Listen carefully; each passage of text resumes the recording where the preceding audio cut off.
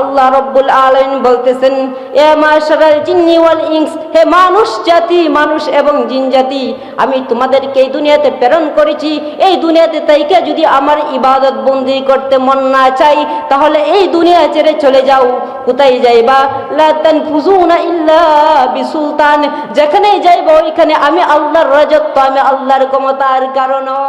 হযরত উমর রাদিয়াল্লাহু তাআলা আনহু হিফজুল উলুম মাদ্রাসা নরেন্দ্রনগর কর্তৃক আয়োজিত ইসলামী মহা সম্মেলনের সম্মানিত সভাপতি সাহেব, দূর দূর থেকে আগত মুআজ্জাজ মুখাররম উলামায়ে কেরাম, জাতির মাথার মুকুট, জাতির কর্ণধার, জাতির পাহারাদার ওয়ারাসাতুল আম্বিয়া রাসূল, দূর দূর থেকে আগত মুআজ্জাজ মুখাররম উলামায়ে কেরাম, জাতির মাথার মুকুট, জাতির কর্ণধার, জাতির পাহারাদার ওয়ারাসাতুল আম্বিয়া রাসূল, পদ্মার অন্তরালে সম্মানিত মা ও বোনেরা, সৃষ্টির শ্রেষ্ঠ দয়ালু দয়াবান আল্লাহর দরবারে অসংখ্য অগণিত শুকর ও সুদূর যে রব্বুল আলামিন আমাদেরকে দুনিয়ার কাজকর্ম থেকে মুক্ত রেখে আজকে এরকম একটা বেহেশতের বাগানে আসা এবং বসার জন্য তৌফিক দান করেছেন।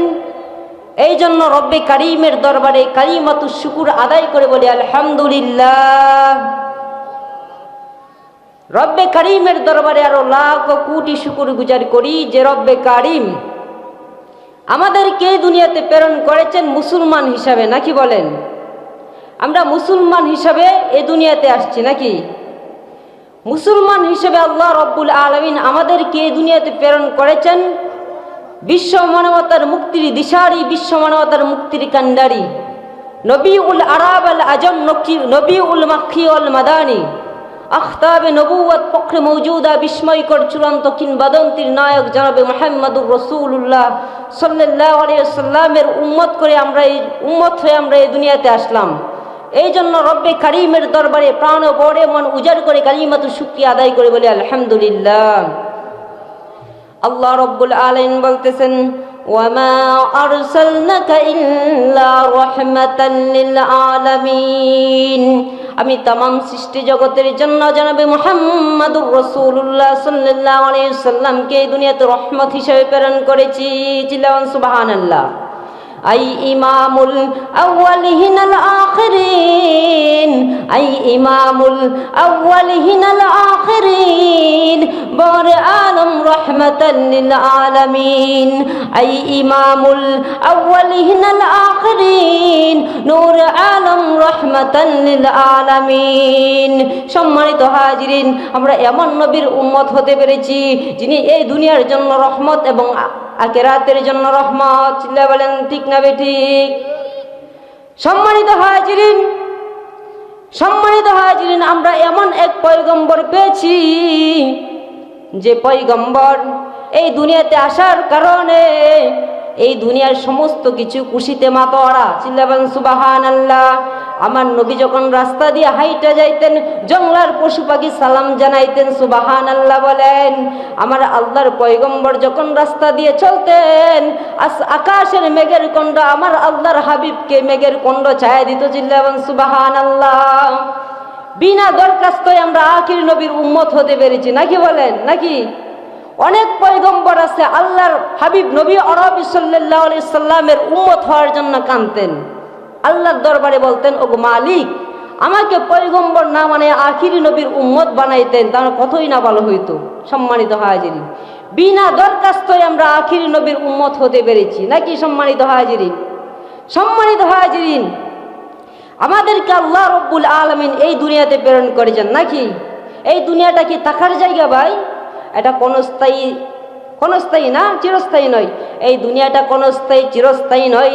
এই দুনিয়া থেকে আপনি আমি সকলকেই চলে যেতে হবে, কিন্তু আল্লাহ রব্বুল আলামিন আপনি আমাকে এই দুনিয়াতে কিসের জন্য প্রেরণ করেছেন?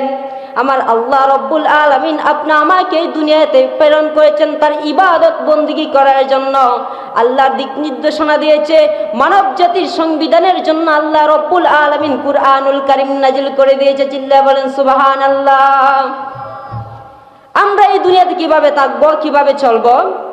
রান্নাঘর থেকে শুরু করে সংসদ ভবন পর্যন্ত, দুলনা থেকে শুরু করে কবর পর্যন্ত, মৃত্যু পর্যন্ত আমরা কিভাবে চলবো সমস্ত কিছু আল্লাহ রব্বুল আলামিন কুরআনুল কারীমের মধ্যে ঢুকিয়ে দিয়েছেন, নাকি বলেন?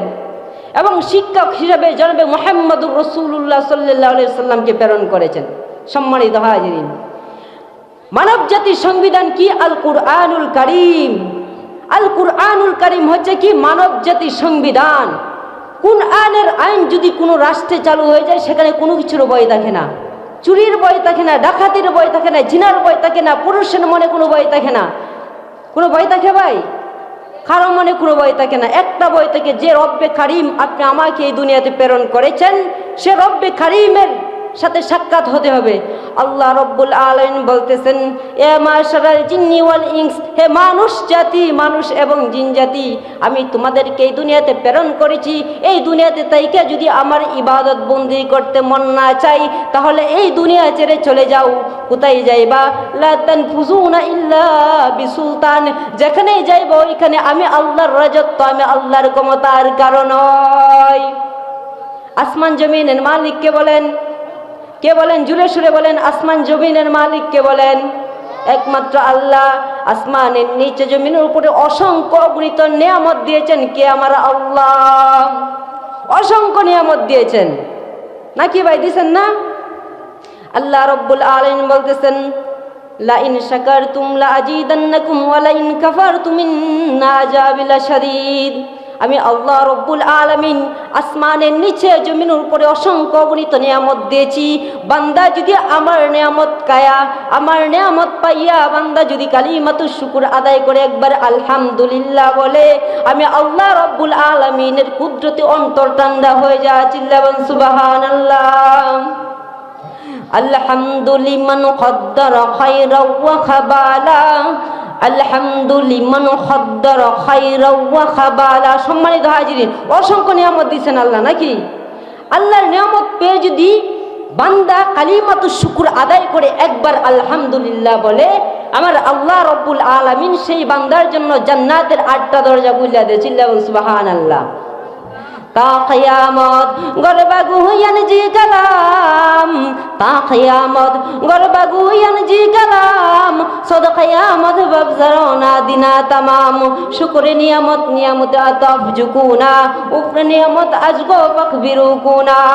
আমার আল্লাহ রব্বুল আলামিন আসমান বানাইছেন, জমিন বানাইছেন, এই দুনিয়াতে অসংখ্য অগণিত নিয়ামত দিয়েছেন। বান্দা যদি আল্লাহর নিয়ামত পেয়ে কালিমাতুশ শুকর আদায় করে বলে আলহামদুলিল্লাহ, আল্লাহ রব্বুল আলামিন তার জন্য জান্নাতের 8টা দরজা খুলে দেয়। সুবহানাল্লাহ বলেন।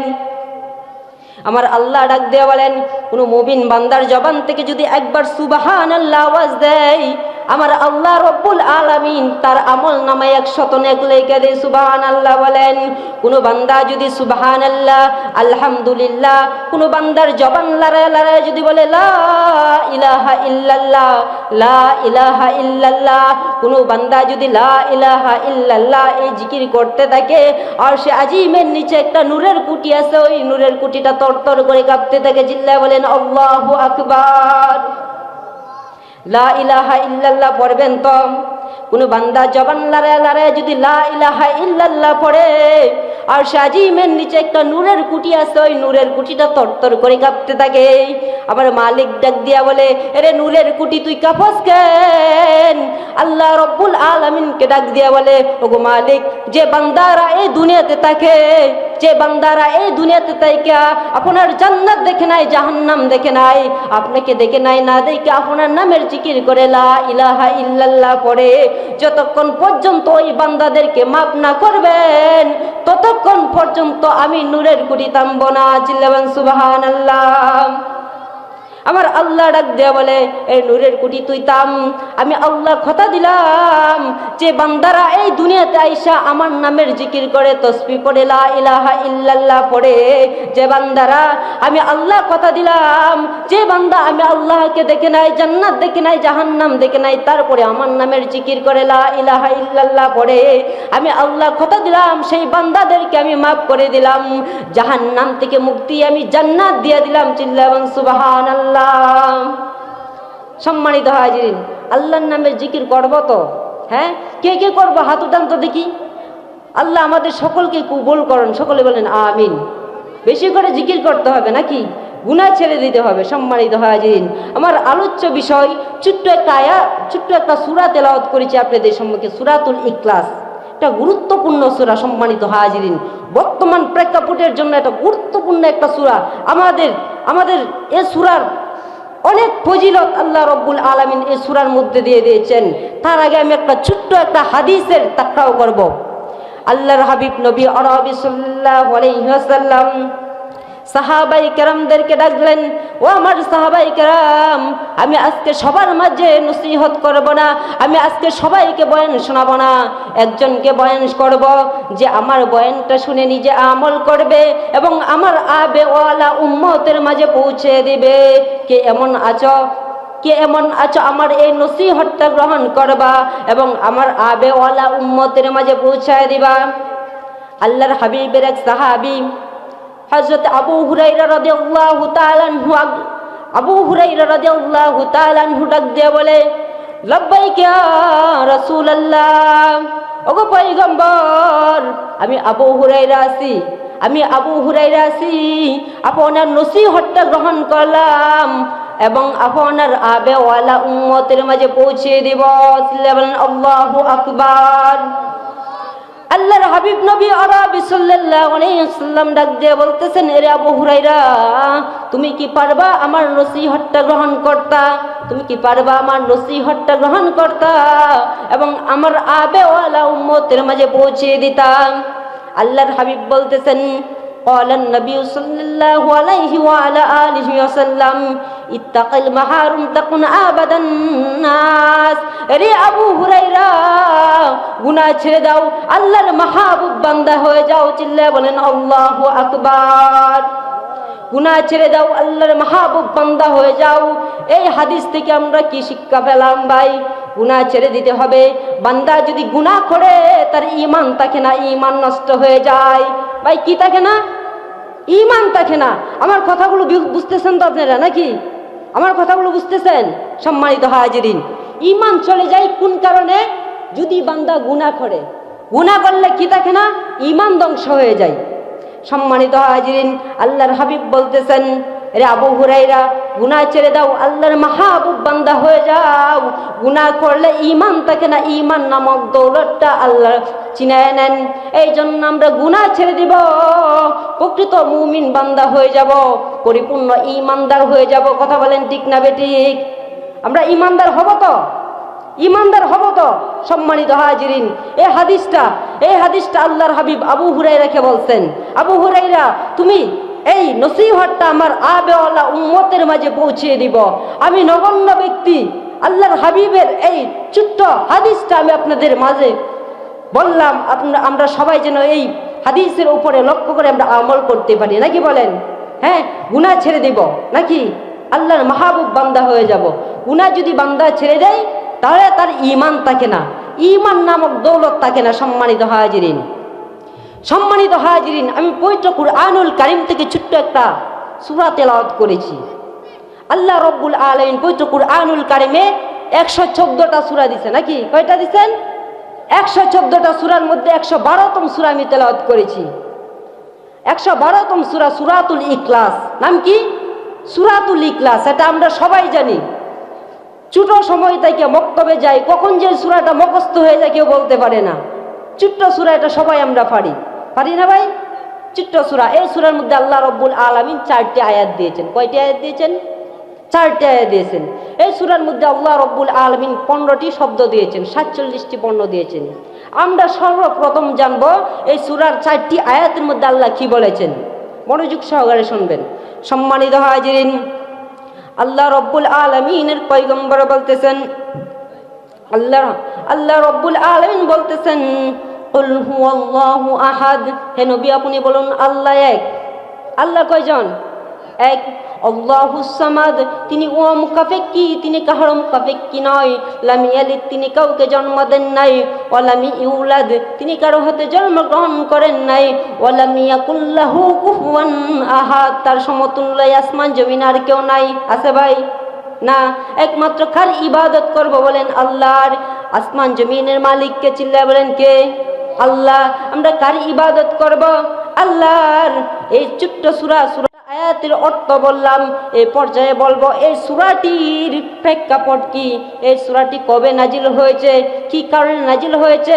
আল্লাহর নবী আরবি সাল্লাল্লাহু আলাইহি ওয়াসাল্লাম যখন মক্কার কাফের নাস্তিকদের কাছে কালেমার দাওয়াত দিতেন, কিসের দাওয়াত? কালেমার দাওয়াত দিতেন, ঈমানের দাওয়াত দিতেন। যখন আল্লাহর হাবিব নবী আরবি সাল্লাল্লাহু আলাইহি ওয়াসাল্লাম, তখন কাফের নাস্তিকগণ আল্লাহর হাবিবকে নিয়ে কটূক্তি করত। কি করত? কটূক্তি করত। মক্কার ছোট ছোট বাচ্চাদেরকে লেলায় দিত। মুহাম্মদ মনে হয় পাগল হয়ে গেছে, ছোট্ট বাচ্চারা পাথর নিয়ে আল্লাহর হাবিবকে পাথর মারে। আল্লাহর হাবিব নবী আরবি সাল্লাল্লাহু আলাইহি সাল্লামের কপাল ফেটে যায়, রক্তাক্ত অবস্থা হয়ে যায়। আল্লাহর হাবিব নবী আরবি সাল্লাল্লাহু আলাইহি সাল্লাম ঈমানের দাওয়াত দিতেন। নাস্তিক কাফেরগণ বলতো, এ মুহাম্মদ, তুই যে রবের ইবাদত করস, তুই যে রবের ইবাদত করস, ওই রবের বাবাকে, ওই রবের মাকে, ওই রবের বংশধারা বল, ওই রব কোথা থেকে জন্মগ্রহণ করেছেন। আল্লাহর পয়গম্বর নবী আরবি সাল্লাল্লাহু আলাইহি সাল্লাম বলতে পারে নাই। তারপরে আল্লাহ রব্বুল আলামিনের পক্ষ থেকে হযরত জিবরিল আলাইহিস সালাম এসে হাজির। ওগো পয়গম্বর, আপনি বলে দিন, আল্লাহর বংশ পরিচয় দিয়ে দেন। আপনি বলেন কুল হুয়াল্লাহু আহাদ। হে নবী, আপনি বলুন আল্লাহ এক, আল্লাহুস সামাদ। তিনি মুকাফিক্কি, তিনি কারো মুকাফিক্কি নয়। লাম ইয়ালিদ, তিনি কাউকে জন্ম দেন নাই। ওয়ালাম ইউলাদ, তিনি কারো হতে জন্ম গ্রহণ করেন নাই। ওয়ালাম ইয়াকুল্লাহু কুফুয়ান আহাদ, তার সমতুল্য আসমান জমিন আর কেউ নাই। আছে ভাই? নাই। আমরা কার ইবাদত করব? এক আল্লাহর ইবাদত করব। এক আল্লাহর ইবাদত যদি বান্দা না করে, যদি শিরিক করে, শিরিকের গুনাহ আল্লাহ রব্বুল আলামিন তওবা ছাড়া মাফ করেন না। সম্মানিত হাজিরিন, আল্লাহর পয়গম্বরকে বলতেছেন আল্লাহ এক। আল্লাহ কয়জন? আর আল্লাহ এক। আমরা এক আল্লাহর ইবাদত করব। লা ইলাহা ইল্লাল্লাহ, নেহি কোনো মাহবুদ আল্লাহ ছাড়া। এক খুদার পর দুই খুদা, আর তিন খুদা মোরা কিছু মানে না। মানে আমরা এক খুদার ইবাদত করব নাকি? লা ইলাহা ইল্লাল্লাহ, নেহি কোনো মাহবুদ আল্লাহ ছাড়া। এক খুদার পর দুই খুদা, আর তিন খুদা মোরা কিছু মানে না। তারে নামে পাখির হাগান গেয়ে যায়, সূর্য নিয়মিত আলো চড়ায়। কথা বলেন ঠিক না বেঠি? তারে নামে পাখির হাগান গেয়ে যায়, সূর্য নিয়মিত আলো চড়ায়। তারে নামে তো আলো চড়ায় নাকি? আমরা কার ইবাদত করব? একমাত্র আল্লাহর ইবাদত করব। আল্লাহর সাথে শিরিক করা যাবে না। আল্লাহ ছাড়া কারো সামনে মাথা নত করা যাবে না। যদি কোনো বান্দা আল্লাহ ছাড়া কারো দরবারে গিয়ে মাথা নত করে, তাহলে সে শিরিক করলো। সম্মানিত হাজিরিন, আপনি অনেক ইবাদত বন্দি করেন, যদি শিরিক করেন, তাহলে আপনার ইবাদত বন্দিগুলো হবে না। হবে ভাই? এই জন্য আমাদের কি করতে হবে? শিরিক মুক্ত ইবাদত করতে হবে। শিরিক কাকে বলে এটাই আমরা জানি না। আল্লাহর সাথে যদি বান্দা আর অন্য কাউকে অংশীদার স্থাপন করে, আল্লাহ ছাড়া যদি অন্য কারো সেজদায় কপাল টেকাই, তাহলে শিরিক হয়ে গেল। সম্মানিত হাজিরিন, বর্তমান জামানার ভিতরে তো দেখা যায় শিরিকের অভাব নাই। হিন্দুরা করে মূর্তি পূজা, আর মুসলমান জাতি করে দরগা পূজা। করে না ভাই? করে তো নাকি? হিন্দুরা করে মূর্তি পূজা, আর মুসলমানরা করে দরগা পূজা। দরগার মধ্যে গিয়ে সাজদা করে না ভাই? দরগার মধ্যে গিয়ে সাজদা করে মুসলমান জাতি। মুসলমান জাতি, দরগার মধ্যে যদি সাজদা করো, তাহলে তোমার ঈমান থাকবে না। ঈমান থাকবে না ভাই। খাজার দরবারে গিয়ে সাজদা করে, খাজার এখানে মানত করবো কার কাছে? আল্লাহর কাছে চাইতে হবে। কোনো কিছু চাইতে হলে কার কাছে চাইব? আল্লাহর কাছে। কাজার দরবারে গিয়ে যদি চাই, তাহলে কি পাওয়া যাবে? না ভাই, পাওয়া যাবে না। কাজার স্মরণে কত সেজদা পড়ে চরণে। কথা বলেন ঠিক না বেটি? কাজার স্মরণে কত সেজদা পড়ে চরণে। গাজা গায়া নাচতে নাচতে রই না কিছু পরনে। কাজার স্মরণে কত সেজদা পড়ে চরণে। কথা বলেন ঠিক না বেটি? আপনারা বিরক্ত হচ্ছেন? বর্তমান প্রেক্ষাপট বলতেছি ভাই। বর্তমানে দেশে যা চলতেছে আমি ওইটা বলতেছি। 3 চিল্লা দেয়, 4 চিল্লা দেয়, বাড়িতে এসে কি করে? খাজার নামে সিন্নি করে। তার ইমান থাকলো? 40 দিন কষ্ট করে আইছে, 3 চিল্লা দিয়ে আইছে বান্দা, তারপরে বাড়িতে এসে কি করে? খাজার নামে মানত করে, খাজার দরবারে সেজদা করে, গাজী কালুর সিন্নি করে। সম্মানিত হাজির, এইগুলো যদি করা হয় তাহলে ইমান থাকবে? ইমান থাকবে না ভাই, ইমান থাকবে না। এই জন্য আমাদের পরিপূর্ণ ইমানদার হতে হবে, পরিপূর্ণ ইমানদার হতে হবে আমাদের, নাকি ভাই? আমি ছোট্ট একটা সূরা তেলাওয়াত করেছি, সূরাতুল ইখলাস। সূরাতুল কি? সূরাতুল ইখলাস। এটা একটা ঈমানের সূরা। এটা কিসের সূরা? ঈমানের সূরা। এটা তাওহীদের সূরা। এই সূরার বিশাল ফজিলত। আমি প্রথমে একটা হাদিস বলেছিলাম, আল্লাহর হাবিব নবী আরবি সাল্লাল্লাহু আলাইহি ওয়াসাল্লাম, হাদিস নবী আরবি সাল্লাল্লাহু আলাইহি ওয়াসাল্লাম বলেছেন, মান ক্বারা কুল হুয়াল্লাহু আহাদ 3 মারাত ফাকানাহা ক্বারাআল কুরআন। বান্দা যদি সূরাতুল ইখলাস 3 বার তেলাওয়াত করে, কয়বার ভাই? 3 বার। 3 বার যদি বান্দা সূরাতুল ইখলাস তেলাওয়াত করে, আপনি আমার মালিক তার আমল নামায় 30 পারা কুরআন খতম করার সওয়াব দিয়ে দেয়। চিল্লাবেন সুবহানাল্লাহ। আমার কথাগুলো বুঝতেছেন তো? আমরা আমল করব তো ভাই, নাকি? আমল করব। মাহফিলে আসছি, এটা একটা জান্নাতের বাগান, নাকি? এটা একটা জান্নাতের বাগান, এখানে বৈশা থাকলেও সব। সম্মানিত হাজিরিন, তাফসিরে কাবীরের মাধ্যমে আল্লামা ফখরুদ্দীন রাজি রহমতুল্লাহি আলাইহি বলেছেন, হাদিসের 8টা রেফারেন্স উল্লেখ করেছেন।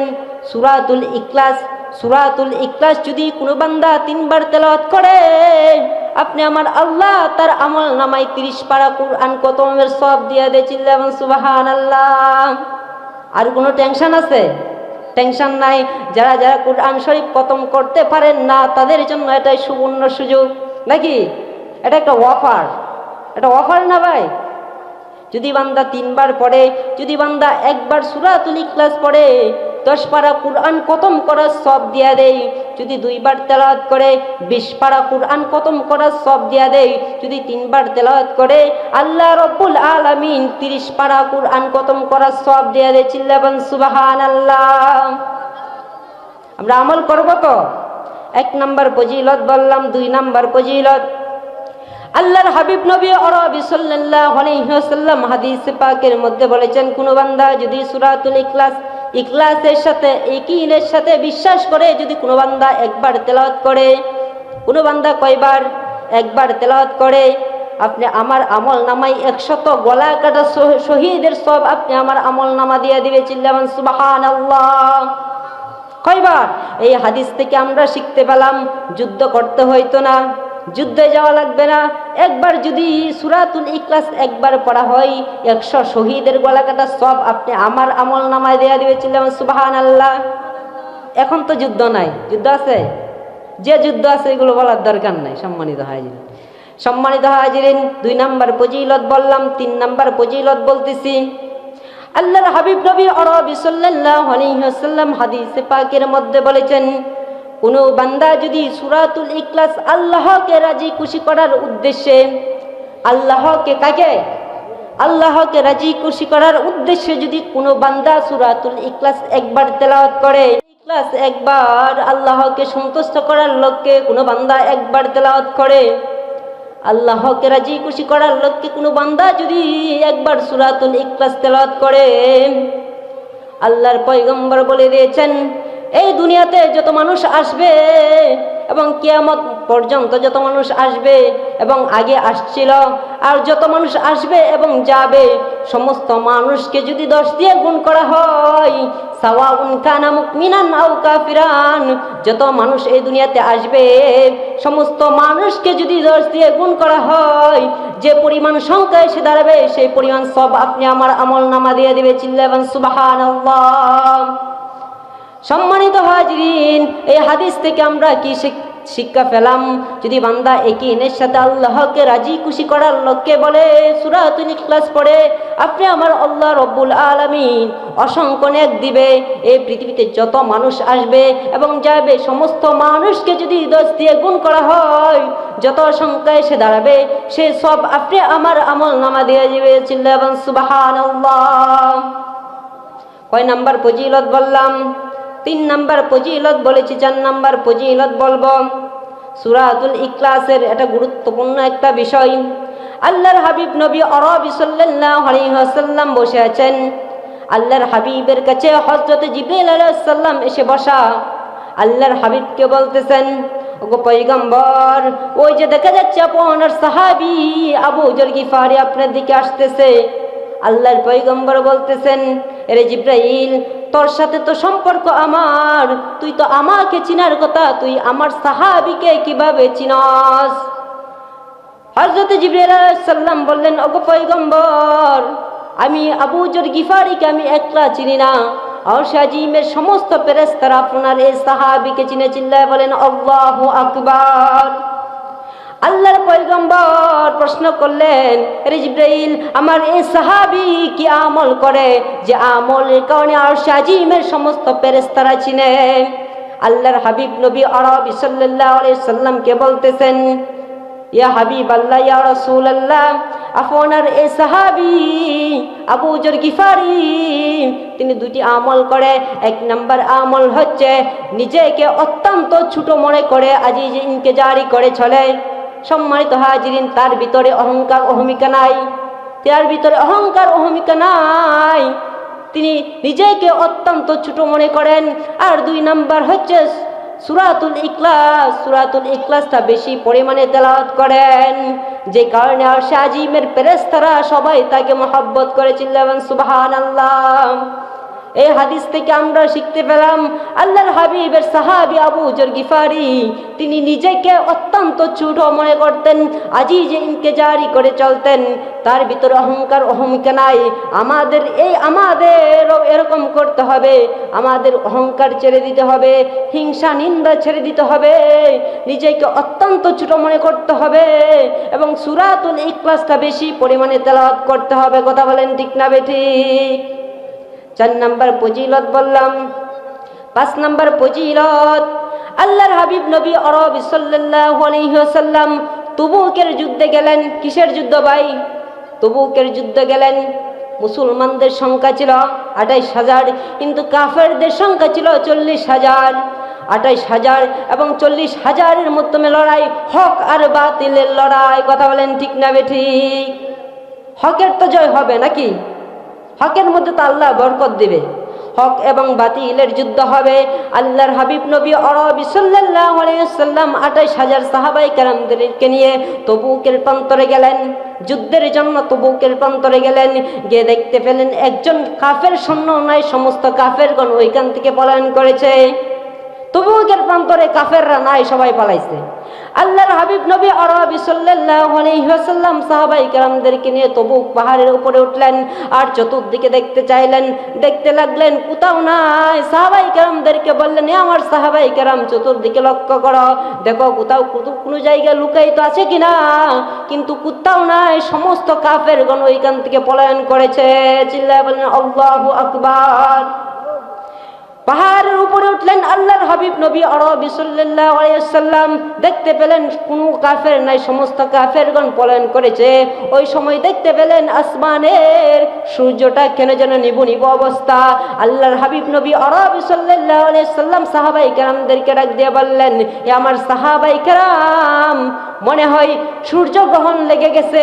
সূর্যগ্রহণের কারণে আল্লাহর হাবিব নবী আরবি সাল্লাল্লাহু আলাইহি ওয়াসাল্লাম সাহাবায়ে কেরামদেরকে বললেন, এ আমার সাহাবায়ে কেরাম, আসো আমরা সবাই মিলে 2 রাকাত নফল নামাজ পড়ি। চিল্লাবেন সুবহানাল্লাহ। আল্লাহর হাবিব নবী আরবি সাল্লাল্লাহু আলাইহি ওয়াসাল্লাম 2 রাকাত যখন নামাজ আদায় শেষ করলেন, নামাজ শেষ করার পরে সালাম ফিরাইলেন।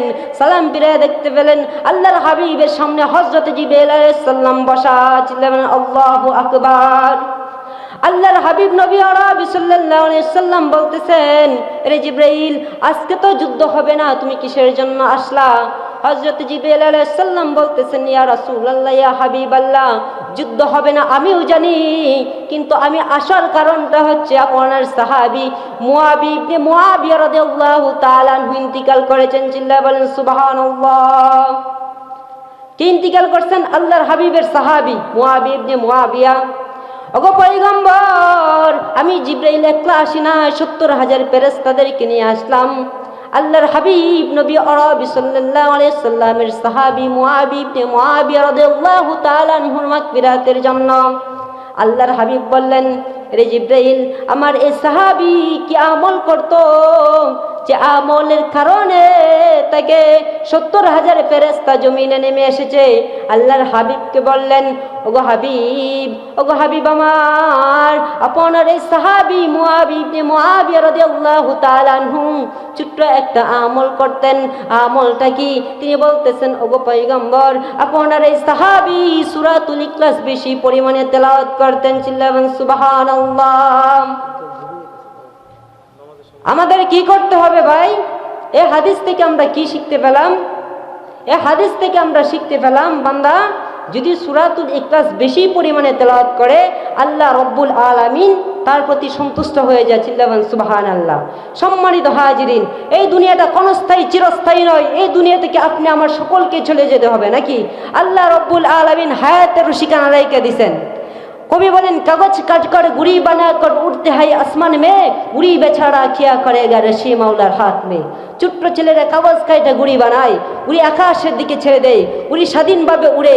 উড়ির মালিক যখন রশি ধরে টান দেয়, উড়বার আর কোনো ক্ষমতা থাকে না, না থাকে? ওই রকম ভাবে আল্লাহ রব্বুল আলামিন আপনি আমাকে এই দুনিয়াতে প্রেরণ করেছেন, কিন্তু হায়াতের রশি ধরে যখন টান দিবেন, এই ববের দুনিয়া দাঁড়িয়ে ছেড়ে চলে যেতে হবে। সম্মানিত হাজিরিন, এই জন্য আমাদেরকে ঈমান এবং আমল মজবুত করতে হবে। ঈমান ব্যতীত নেক আমল চলবে না। এটা কি? ঈমানের জগৎ। সম্মানিত হাজিরিন, অনেক আলোচনা করেছি, অনেক লম্বা আলোচনা, সংক্ষিপ্ত আকারে বললাম। আল্লাহ রব্বুল আলামিন যেন আমাদের সকলকে কবুল করেন এবং আমরা যেন ঈমানের উপরে চলতে পারি, আল্লাহ রব্বুল আলামিন যেন সেই তৌফিক দান করেন। আসসালামু আলাইকুম ওয়া রাহমাতুল্লাহি ওয়া বারাকাতুহু।